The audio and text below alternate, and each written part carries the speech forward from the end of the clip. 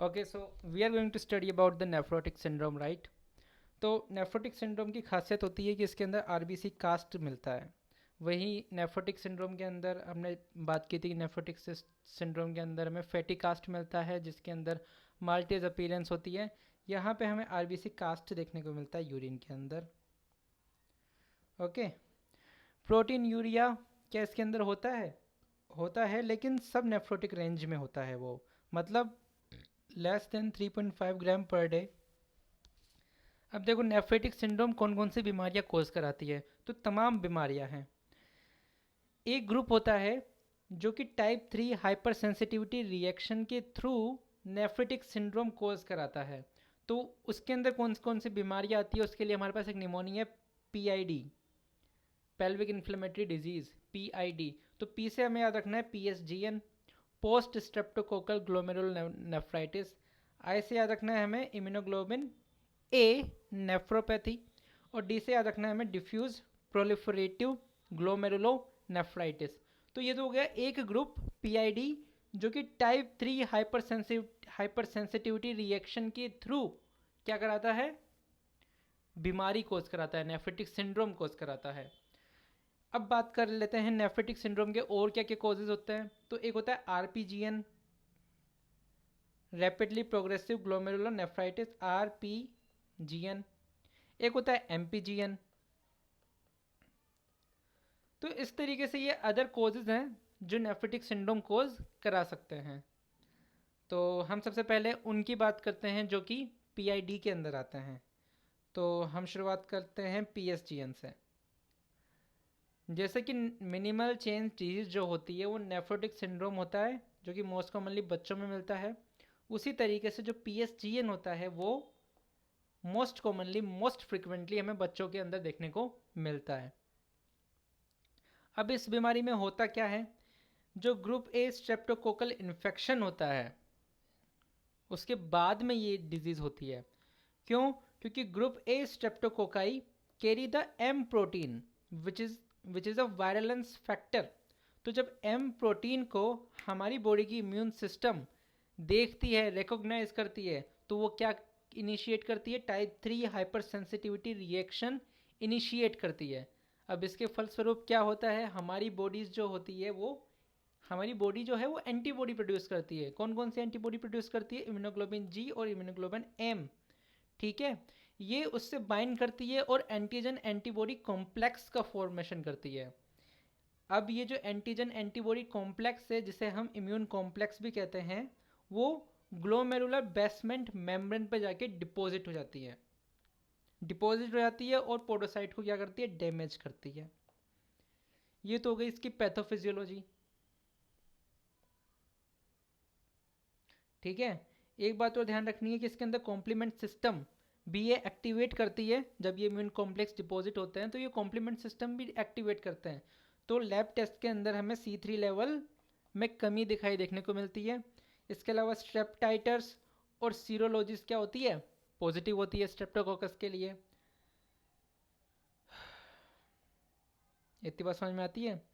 वहीं बात करें इम्यूनोफ्लोरेसेंस की, तो इस तरीके से स्टारी स्काई अपीयरेंस हमको देखने को मिलती है। ये इम्यून कॉम्प्लेक्स कहाँ डिपॉजिट हो रहे हैं, ग्लोमेरुलर बेसमेंट मेम्ब्रेन पर।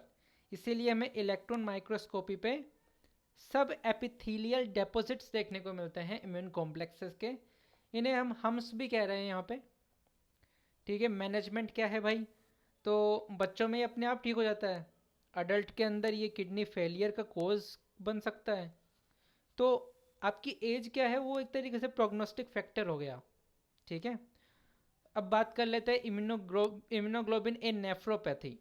देखो, इम्यूनोग्लोबिन ए नेफ्रोपैथी, एक होता है इम्यूनोग्लोबिन ए वेस्कुलाइटिस। ऐसा भी तो कुछ होता है। हम्म, एक होता है बर्जर डिजीज। ये होता है, इसका नाम होता है बर्जर्स डिजीज। ये थोड़ी मोटी छोटी मोटी चीज़ें हैं, इनका ध्यान रखना। इम्यूनोग्लोबिन ए नेफ्रोपैथी, इसकी पैथोफिजियोलॉजी की बात करते हैं हम। इसके अंदर क्या है, हमारी बॉडी ने एक एबनॉर्मल इम्यूनोग्लोबिन ए फॉर्म की है। अब इम्यून सिस्टम इसको रिकॉग्नाइज करता है एज अ फॉरेनर, और वो क्या करता है, इम्यून रिएक्शन जनरेट कर देता है, एंटी इम्यूनोग्लोबिन जी एंटीबॉडी प्रोड्यूस करता है। अब ये इम्यूनोग्लोबिन जी है, वो बाइंड करती है इम्यूनोग्लोबिन ए से, और क्या बनाती है, इम्यून कॉम्प्लेक्स बनाती है। और यही इम्यून कॉम्प्लेक्स क्या है, डिपॉजिट होता है किडनी में। बात आती है कहाँ पे डिपॉजिट होता है, तो ये हमें ध्यान रखना है, बहुत ही इंपॉर्टेंट है कि इस बार ये मेसेंजियम के अंदर डिपॉजिट हो रहे हैं। हमने पहले पढ़ा था पीएसजीएन, तो उसके अंदर इम्यून कॉम्प्लेक्स जो थे वो डिपॉजिट हो रहे थे ग्लोमेरुलर बेसमेंट मेम्ब्रेन पर। इस बार ये इम्यून कॉम्प्लेक्स जो है वो डिपॉजिट हो रहे हैं मेसेंजियम के अंदर। ठीक है, अब ये भी कॉम्प्लीमेंट पाथवे जो है उसे एक्टिवेट करते हैं। देखो, immunoglobulin A nephropathy usually accompanies respiratory और जीआई इन्फेक्शन। ठीक है, जो भी है, इम्यूनोफ्लोरेसेंस के अंदर हमें कुछ इस तरीके का पैटर्न देखने को मिलता है। वही बात करें इलेक्ट्रॉन माइक्रोस्कोपी की, तो इस बार हमें इम्यून कॉम्प्लेक्स जो है वो मेसेंजियम के अंदर देखने को मिलते हैं। यही इंपॉर्टेंट बातें हैं। अब बात कर लेते हैं PID। डी का मतलब डिफ्यूज प्रोलिफरेटिव ग्लोमेरुलोनेफ्राइटिस। इसके पीछे क्या कॉज है, हम जानते हैं कि ये जो होता है ना, ये SLE के कारण होता है। SLE के अंदर क्या होता है, टाइप 3 हाइपर सेंसिटिविटी रिएक्शन होती है, तो वही एंटीजन एंटीबॉडी कॉम्प्लेक्स बनते हैं। इस बार ये कहाँ लेकिन डिपॉजिट होता है, इस बार ये डिपॉजिट होता है सब एंडोथेलियल स्पेस के अंदर। लाइट माइक्रोस्कोपी पे वायर लूप अपीयरेंस देखने को मिलती है, दिस इज इंपॉर्टेंट। इम्यूनोफ्लोरेंस पे ये ग्रेनुलर इस तरीके का दिखता है। वहीं बात करें इलेक्ट्रॉन माइक्रोस्कोपी की, तो इस बार हमें इम्यून कॉम्प्लेक्स कहाँ डिपॉजिट हुए मिलते हैं, सब एंडोथीलियल। ऑलराइट, तो इतना सब कुछ पढ़ने के बाद में अब हम पढ़ेंगे एमपीजीएन। एमपीजीएन दो तरह का होता है, टाइप 1 होता है, टाइप 2 होता है। ठीक है, अब टाइप 1 भी दो तरीके का होता है, एक इडियोपैथिक होता है, एक सेकेंडरी होता है, सेकेंडरी टू हेपेटाइटिस बी और hepatitis C. This is very very important, very very important. Secondary to hepatitis B और हेपेटाइटिस सी, मेम्ब्रेनस, क्या है इसका नाम, मेम्ब्रेनो प्रोलिफरेटिव ग्लोमेरुलोनेफ्राइटिस।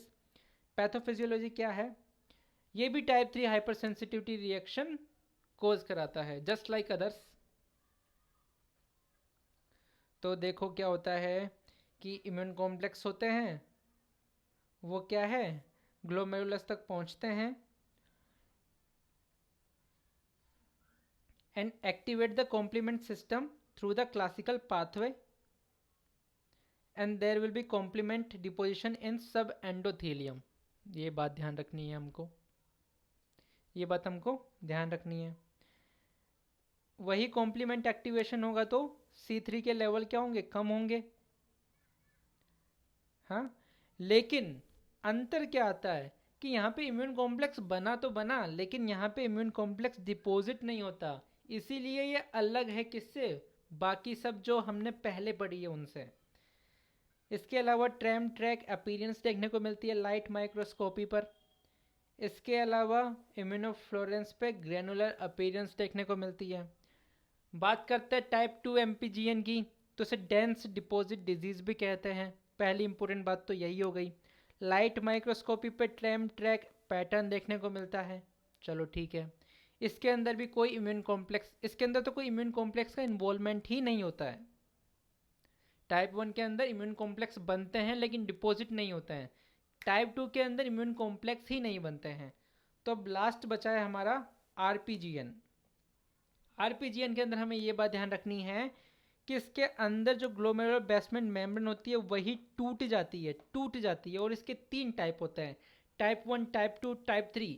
जो टाइप 1 होता है उसके लिए type 2 hyper sensitivity reaction responsible होती है, और जो टाइप 2 आरपीजीएन होता है उसके लिए टाइप 3 हाइपर सेंसिटिविटी रेस्पॉन्सिबल होती है, और टाइप 3 के अंदर कोई भी नहीं होती है। चलो देख लेते हैं। Type 1 आरपीजीएन associated with good pasture disease, it's a type 2 hypersensitivity reaction। ठीक है, इसके अंदर क्या होता है, जो ग्लोमेरुलर बेसमेंट मेम्ब्रेन होती है उसके खिलाफ एंटीबॉडीज बनती है। और स्पेसिफिकली बात करें तो ग्लोमेरुलर बेसमेंट मेम्ब्रेन के अंदर कोलेजन टाइप 4 मिलता है, और उसकी जो अल्फा 3 चेन होती है उसको ये क्या करता है, अटैक करता है। ठीक है, इसके अलावा और के फीचर मिलेगा, लंग को भी अफेक्ट करता है, तो हिमोप्टोसिस भी देखने को मिल सकता है। अब बात कर लेते हैं टाइप 2 आरपीजीएन की। तो it is associated with type 3 hyper sensitivity reaction, और हम जानते हैं टाइप 3 के अंदर हमने अभी अभी क्या पढ़ा है, पीएसजीएन, डीपीजीएन या इम्यूनोग्लोबिन ए नेफ्रोपैथी भी हमने पढ़ी थी। टाइप 3 हाइपर सेंसिटिविटी रिएक्शन ही तो होती है वो भी। बात करते हैं अब टाइप 3 आरपीजीएन की। It is caused by pauci immune vasculitis.